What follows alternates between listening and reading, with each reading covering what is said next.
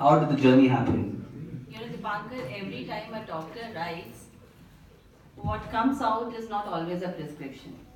Not always. Now we know. Yeah, you know that. So, well, my journey of writing? Well, I've been writing since I can remember. I wrote my first autobiography, the only one I wrote, way back when I was in 7th class. I don't know what I wrote.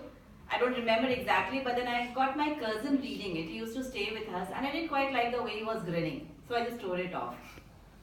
I wish I'd kept it.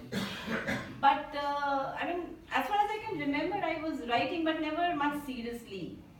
I am very fortunate that most people in my family read and write quite a lot. Not all of them are very good published ones, but then they support one. Just look at the way they have been buying my books, reading, writing reviews also. Well, that's also an indicator for those who haven't bought the books, please buy the books and review as well. Yeah, thank you. Because the job isn't finished, after buying a book. So then, as far as I can remember, literary discussions used to be, growing up age, part of our breakfast menus. I would always find my mother was much into literature. I heard from her all about Dinkar, Nirala, then Keats, Saki, and they were our favorite discussions. But then compulsions in life took over and I moved from a world of literature to world of medicine.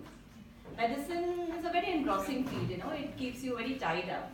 But I would say the sensitive side of a person develops as you experience pain, suffering and grief. We doctors are very sensitive people, unlike what media projects us as. Anyways, so, and as a gynecologist, I deal with women.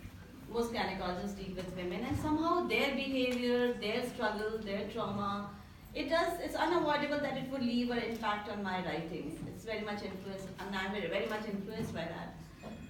So then, there has to be a trigger for everything. For me, the trigger came when I lost my mother. So, there's something very raw and very final about death that it shocks you. At that time, writing became very therapeutic to me. And poetry became my savior. That's how my first literary avatar, I call it, Dewdrops, happened. Before that also I was writing in some, contributing a few poems here and there to some anthologies, but that was my first major book. It was co-authored by 2 other poets, but I had a major chunk there. But then people hardly read poetry. That I found out the hard way, Many people bought, but then I don't think many people read it actually. And I really wanted to be read. Not the ones I write on Facebook only, but otherwise also. And then I was very passionate about women. I wanted to tell the world what I feel actually plagues Indian women. So that's how Chronicles of a Gynaecologist came. And I'm happy to say that with this book, I got a lot of acknowledgement. It was appreciated by many people.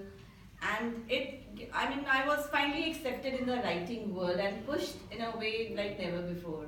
I was writing at many forums, when many magazines, many newspapers, they approached me. And finally I started writing regular columns with The Better India. I like that page because they support positive news. They don't write anything that is negative. And also at Every Life Counts at NDTV because they write stories about women and children. It's a Bill Gates sponsored debate. And so I was there. I think writing is my connect with the divine somehow. I feel it makes me more spiritual. Otherwise, I'm a very, very non-religious kind of person. So it's my connect. That's an interesting observation.